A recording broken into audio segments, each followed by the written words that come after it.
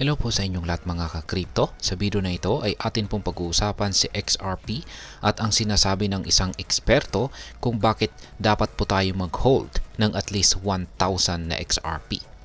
Totoo nga ba na ito ang susi sa tinatawag na greatest transfer of wealth in history? Kaya yan po ang siyang aalamin sa video na ito. Pero bago po tayo magpatuloy ay nais ko lamang po munang bigyang linaw ang aking disclaimer kung saan ang nilalaman po ng video na ito ay hindi po ito isang financial advice. For education and information purposes lamang po ang layunin nito.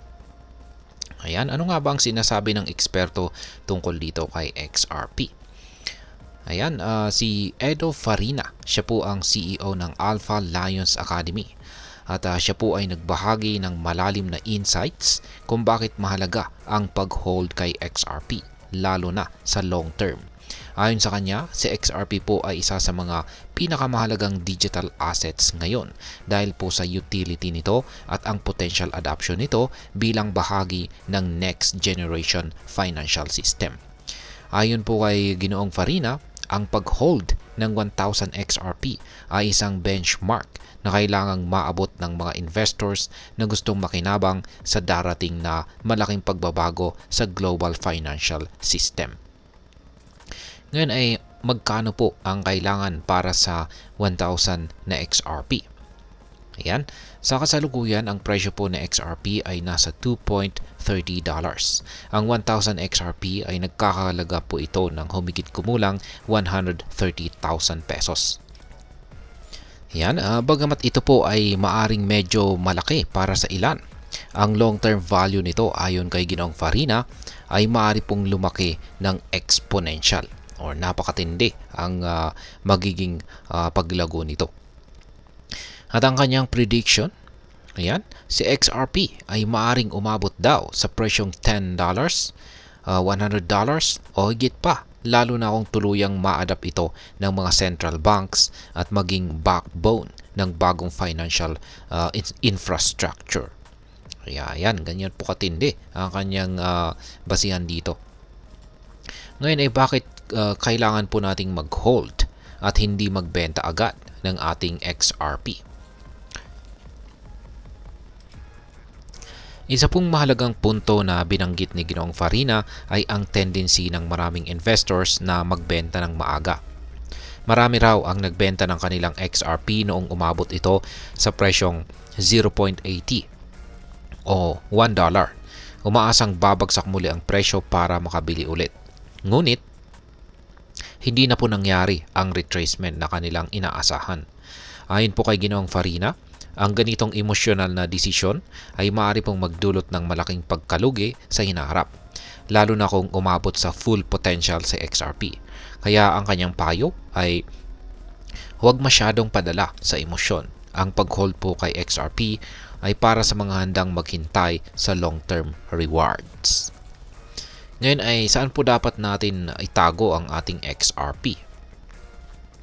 Ang isa pa pong mahalagang aral mula kay Ginoong Farina ay ang pag-iwas sa pag-iwan ng ating XRP sa mga crypto exchanges. At bakit? Dahil ang mga assets na naka-store sa mga exchanges ay vulnerable sa supply shocks, liquidity events, at iba pang mga risk tulad po ng hacking. Ngayon ay ano po ang solusyon? Ayan, i-store po natin ang ating XRP sa mga cold wallets at siguraduhing hawak po natin ang ating private keys. Sa ganitong paraan ay sa ganito pong paraan ay hindi lamang po tayo ligtas mula sa mga posibleng problema sa mga exchanges kung saan ay mas magiging kontrolado po natin ang ating investments.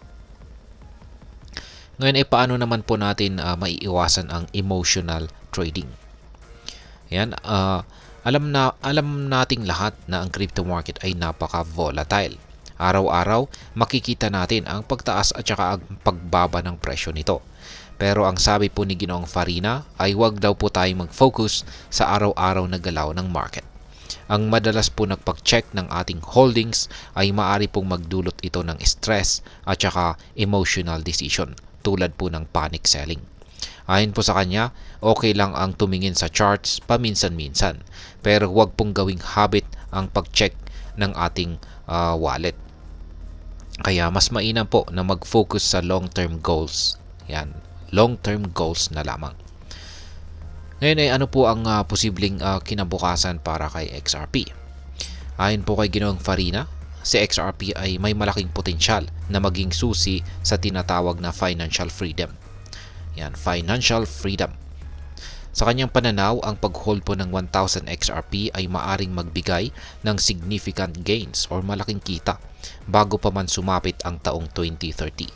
Kung titingnan po natin ang adoption ng XRP, si Ripple po ay patuloy na nakikipag-partner sa mga central banks at financial institutions para gamitin ang XRP Ledger bilang bahagi ng kanilang sistema.